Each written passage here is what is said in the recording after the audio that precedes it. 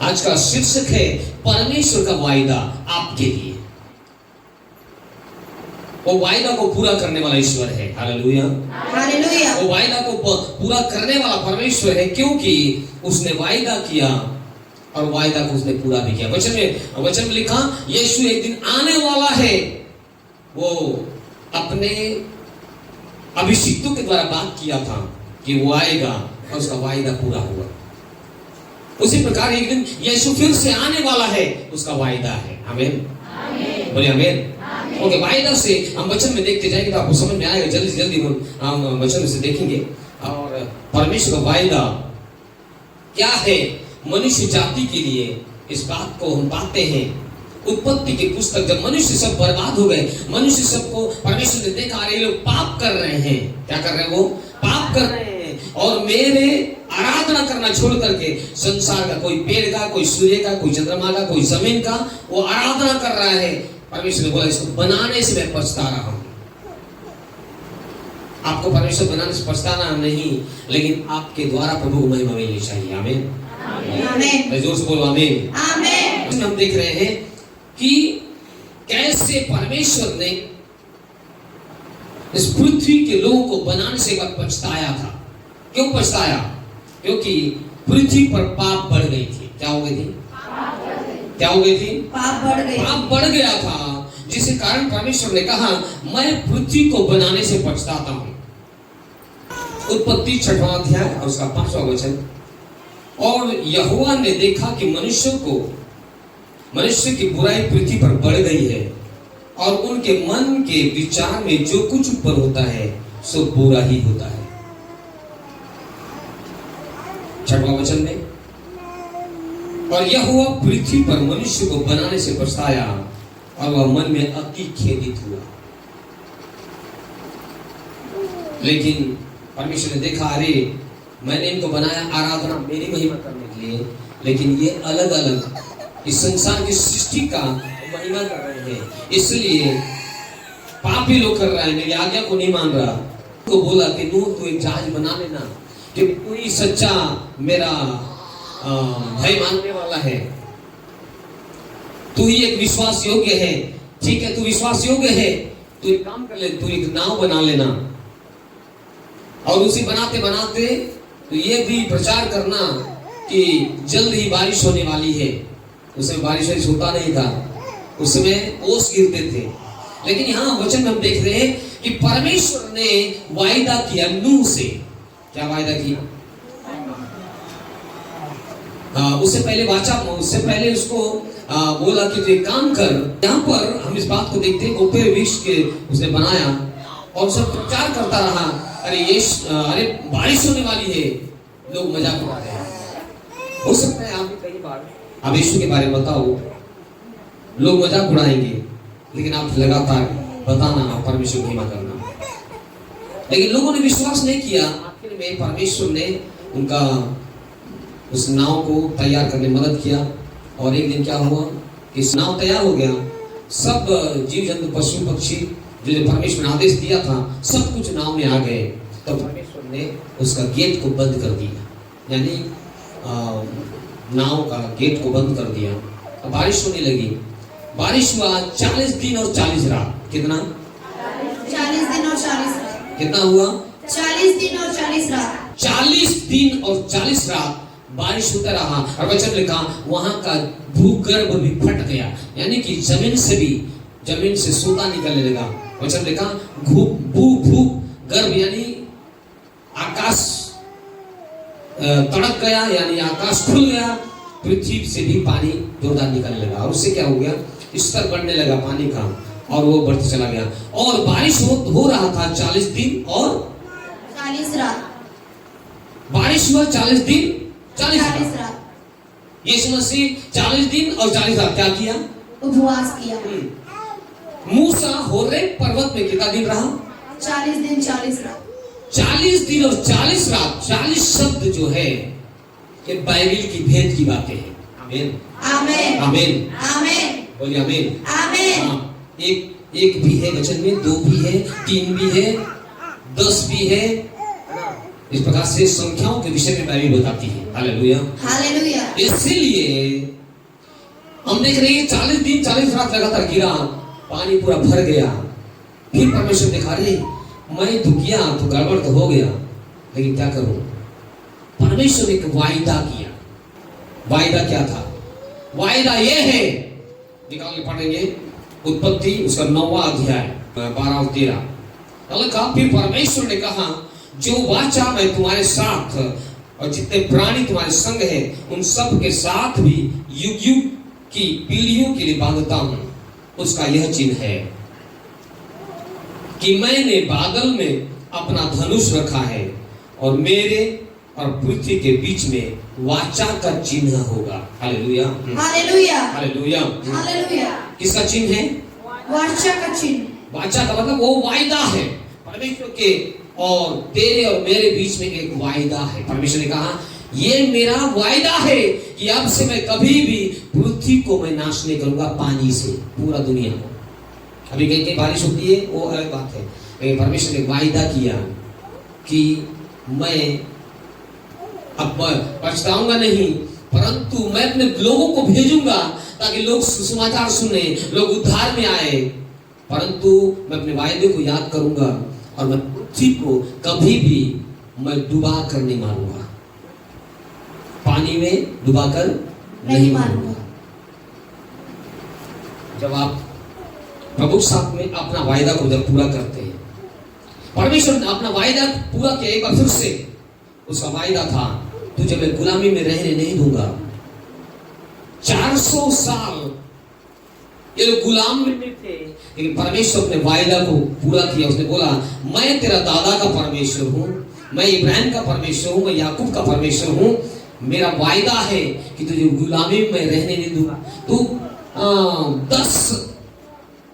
10 बार 40 तू रह गया वहां, लेकिन अब 40 को मैं घटाकर मैं तुझे उस कनान देश में ले जाऊंगा जहां से तू गुलामी में था। उस गुलामी से निकल तू कनान देश में तू पहुंचने वाला है। Hallelujah, hallelujah, hallelujah. हालेलुया। वहां 10 चमत्कार दिखाया और 10 चमत्कार को परमेश्वर ने मूसा को बोला, अंदर से जब तू बोलेगा वहां कार्य मैं करूंगा। आमीन, आमीन। जब तू बोलेगा तो चमत्कार तेरे द्वारा होगा। Hallelujah, hallelujah. और अपना वायदा को परमेश्वर ने पूरा किया।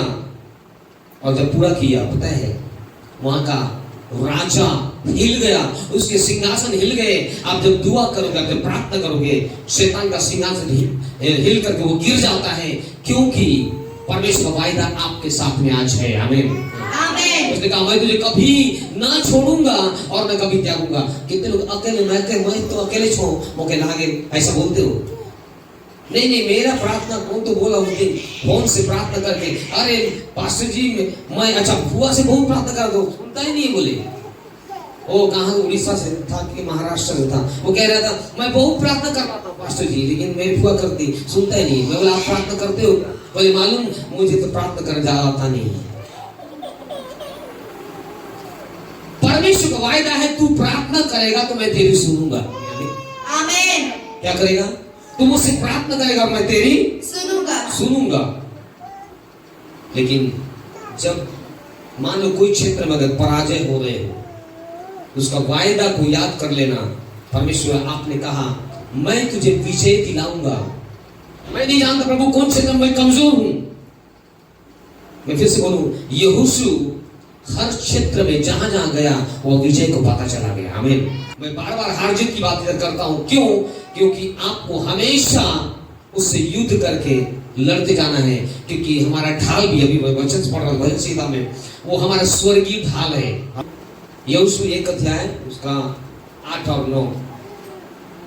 व्यवस्था की यह पुस्तक तेरे चित्त से कभी न उतरने पाए, इसी में दिन रात ध्यान दिए रहना, इसलिए कि जो कुछ उसमें लिखा है उसके अनुसार करने की तू चौकसी करे, क्योंकि ऐसा ही करने से तेरे सब काम सफल होंगे और तू प्रभावशाली होगा। आमीन। और तू प्रभावशाली होगा। यहाँ प्रवचन में क्या लिखा? परमेश्वर ने कहा, व्यवस्था की यह पुस्तक आज मैं आपके अंदर में उस वाचा को याद दिलाकर, उस वचन को, वाचा को जो परमेश्वर ने बांधा उसको याद दिलाना चाहता हूं। और वो वाचा परमेश्वर ने यहोशू को बोला तेरे दिमाग से कभी भी ये बातें मत उतरे। Hallelujah, hallelujah. आपके दिमाग से भी अगर ये बातें नहीं उतरेगी, मैं कह रहा हूँ वचन के अनुसार गारंटी एकदम 100%, क्योंकि वचन जब जाता है वो अंदर में रहना चाहिए। इसलिए यहाँ परमेश्वर ने कहा कि व्यवस्था की यह पुस्तक तेरे दिमाग, तेरे चित्त का मतलब तेरे विचार से, तेरे अंदर से, तेरे हार्ट से कभी न उतरे, इसी में दिन रात ध्यान दिए रहना। उसका मतलब क्या? दिन रात उस पर विचार मनन करते रहना, ध्यान देते रहना। लेकिन ये यहोशू चल तो रहा था, लेकिन उसके साथ वाले नहीं चल रहे थे। अगर आपको जय चाहिए, अगर उसका वायदा को निभाएंगे तो जय निश्चित है पाना। जब इन्होंने वाचा को पूरा नहीं किया, वायदा को पूरा नहीं किया, परमेश्वर अपने वायदे को पूरा करता है, लेकिन आपको भी कुछ वायदा को पूरा करना है। आमीन, आमीन। यहोशू एक जगह पे गया जिसका नाम है ऐ नगर। क्या नगर है? 7वां अध्याय में लिखा है। ऐ नगर में गया, बोले इसको तो हम ऐसे जीत लेंगे, परमेश्वर इसको हम ऐसे ही जीत लेंगे। बहुत कम लोग हैं, ज्यादा लोग नहीं जाएंगे, 3000 लोग ही जाएंगे। कितने लोग? कितने लोग जाएंगे हम? 3000। हाँ, उसको पढ़, तीसरा वचन से आगे पढ़ो। और उन्होंने यहोशू के पास लौट कर कहा, सब लोग वहां न जाएं, कोई 2-3 हजार पुरुष जाकर ऐ को जीत सकते हैं।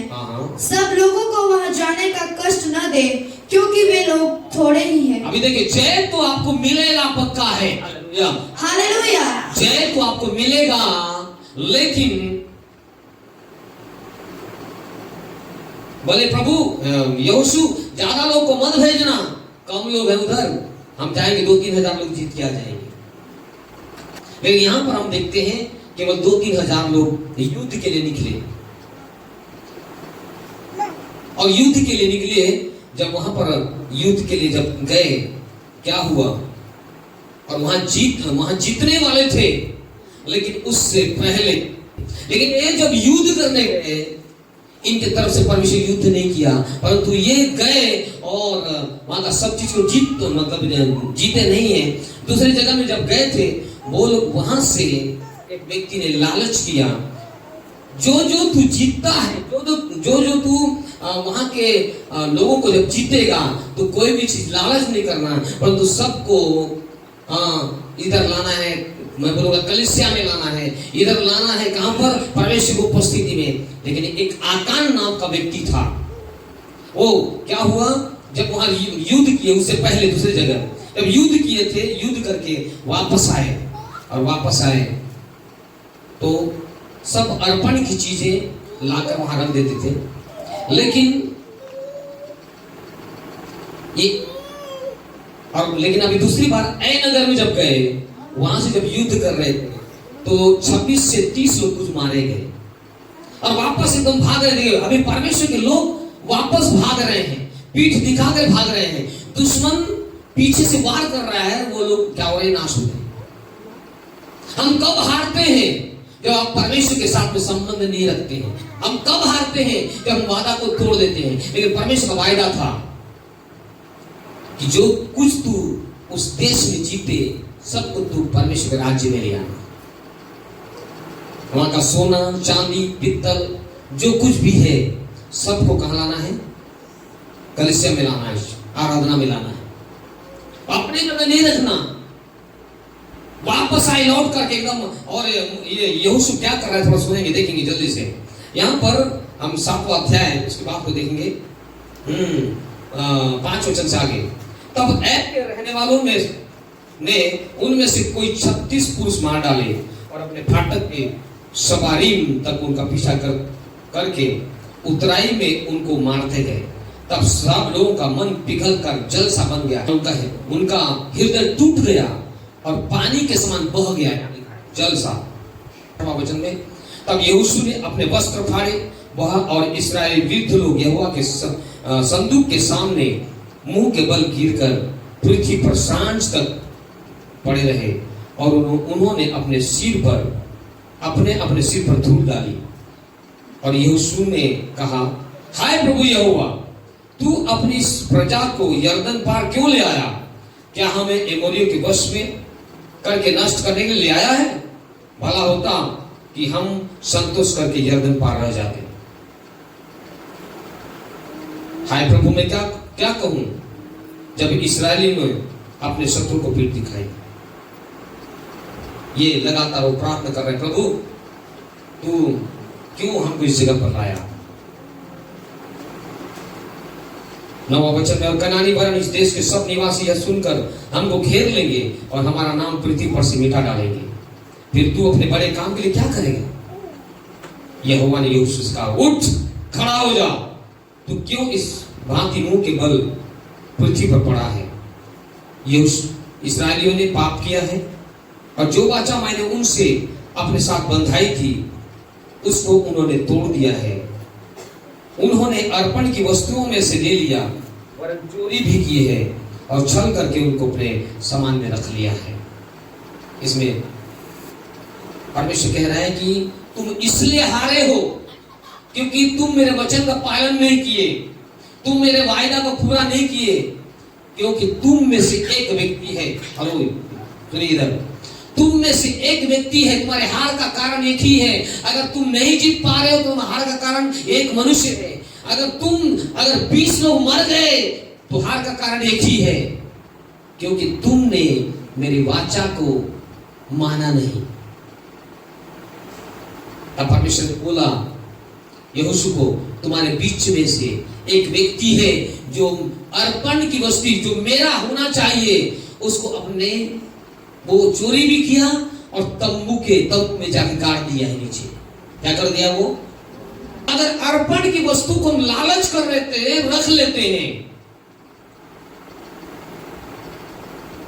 पता है जब वहां पर परमेश्वर ने बोला ये अर्पण की वस्तु को ये लोग मेरा है, जो उसको क्या कर लिया? रख लिया है। तो अलग अलग गोत्र के अनुसार वहां रखने के बाद में वहां पर हम देखते हैं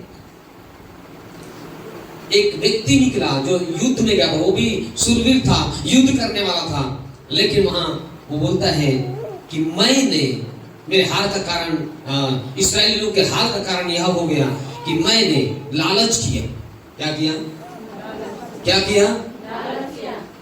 इसलिए बिहान को तुम गोत्र के अनुसार समीप खड़े किए जाओगे और जिस गोत्र को यहोवा पकड़े वह एक कुल उसके पास आए, और जिस कुल को पकड़े सो घराना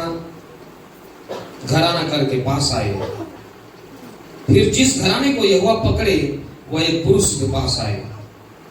तब जो पुरुष अर्पण की वस्तु में रखे हुए पकड़ा जाएगा वह और जो कुछ उसका हो सब आग में डालकर जला दिया जाए, क्योंकि उसने यहोवा की वाचा को तोड़ डाला और इस्राएल में अनुचित काम किया। अलग अलग गोत्र के लोग 12 लोगों को अलग अलग खड़े किया गया। उनके लोग आए, ये इस गोत्र का, ये इस गोत्र का। गोत्र मतलब ये वाला गोत्र नहीं, परंतु 12 भाई, एक बाप के 12 बेटा थे, सबको अलग अलग उनके गोत्र के अनुसार खड़ा किए। आपने गोत्र कोई कच्छप, कोई तिरकी, क्या क्या सब लिखते हैं ना, ये गोत्र वाला नहीं, परंतु एक बाप का 12 बेटे हैं तो उनके गोत्र, उनके नाम के अनुसार, उनके पीछे उनके वंशावली सीधा बोल समझिए। उनमें से एक व्यक्ति निकला जो कौन सा कुल का था, जिसका नाम है आकान। क्या नाम है? सामने बोलिए आप, क्या नाम है? आकान। हाँ, आकान। 18 वचन में, तब उसने उसके घराने कि एक एक पुरुष की समीप खड़ा किया, और यहूदा गोत्र का आकान और जेरह वंशी का पोता और कर्मी का पुत्र था पकड़ा गया। यहोशू आकान से कहने लगा, हे मेरे बेटे, इस्राएल के परमेश्वर यहोवा का आदर कर और उसके सामने अंगीकार कर। अब जो कुछ तूने किया है मुझको बता दे और मुझसे कुछ मत छिपा। तब आकान ने यहोशू को उत्तर दिया कि सचमुच मैंने इस्राएल के परमेश्वर यहोवा के विरुद्ध पाप किया है, और इस प्रकार से मैंने किया कि जब मुझे लूट में शिनार देश का एक सुंदर ओढ़ना, 2 शेकेल चांदी और 50 शेकेल सोने की एक ईंट देख पड़ी, तब मैंने उसका लालच कर उन्हें रख लिया। मेरे डेरे के भीतर भूमि में गड़े हैं और सब के नीचे चांदी है। यहाँ पर अलग अलग चीज को जब वह जीते वो लाया नहीं, परंतु उसने क्या किया, चोरी कर किया और अपने तंबू में ले जाके रखा। परमेश्वर का वायदा है, मैं तुझे जीत दिलाऊंगा, तुम जीतने वाले हो, क्योंकि मैं तुम्हारे साथ में हूं। क्योंकि जहां जहां वाचा का संदूक जाता था वहां वहां लोग जीतते थे, वो कभी हारते नहीं थे। जब ये नहीं जीते तो ये हार ढूंढने लगे, कहां से भाई हम हारे हैं। तो उसने बोला कि मैंने अर्पण की वस्तु को कुछ कुछ सामान जो है चांदी सोना लोहा है, चांदी सोना और कपड़ा मैं तंबू में गाड़ के रखा हूं। अगर आप वायदा कर रहे हो प्रभु के साथ, प्रभु मैं आपके लिए ये करूंगा, तो निश्चय परमेश्वर कहता है मैं तेरे जीवन बड़ा काम करूंगा। लेकिन अगर तू नहीं करेगा तो हार को तू देखेगा। वहां पर उनको बोला, उन्होंने वायदा किया लेकिन वायदा को उन्होंने पूरा नहीं किया। यह व्यक्ति अर्पण पता है, जब इसको पा लिए, इसके पास से सोना चांदी और जो कुछ भी था निकाल लिए, बोले इसने परमेश्वर के अर्पण की वस्तु को ले लिया, ये रखा था। जब वहां से खोद कर निकाल रहा है, सोना का ईंट था। क्या था? सोना का ईंट और कुछ कपड़े थे और चांदी। वो लालच करके क्या कर लिया, आपने गाड़ दिया। हनन्या और सफीरा वो लोग भी प्रभु को देने के लिए क्या किए थे, मन में ठाने थे और बोल रहे नहीं हम इतना ही बेचे। तो आप पतरस ने बोला पवित्र आत्मा से तो क्यों झूठ बोला। आप भी उस पवित्र आत्मा के सामने अपने आप को खुला रखें। Hallelujah hallelujah hallelujah hallelujah. अपने आप को क्या रखें, खुला रखें। भेंट देना बड़ी बात नहीं, भेंट आप देते हो इससे भी आप बड़ा कर सकते हो, लेकिन भेंट के विषय में नहीं बोलूंगा। लेकिन परमेश्वर आपके जीवन का भेंट को पहले चाहता है। आमीन आमीन। आकान ने उस भेंट की वस्तु जो परमेश्वर का है उसको छुपाया था, बाद में खुद अर्पण की वस्तु बन गया। वहां देख लें, आप पढ़ लेना, वहां यहां पर आप देखोगे वहीं पर लिखा है उसको अर्पण की वस्तु उसको बना लिया। आमीन आमीन, बोलो आमीन आमीन।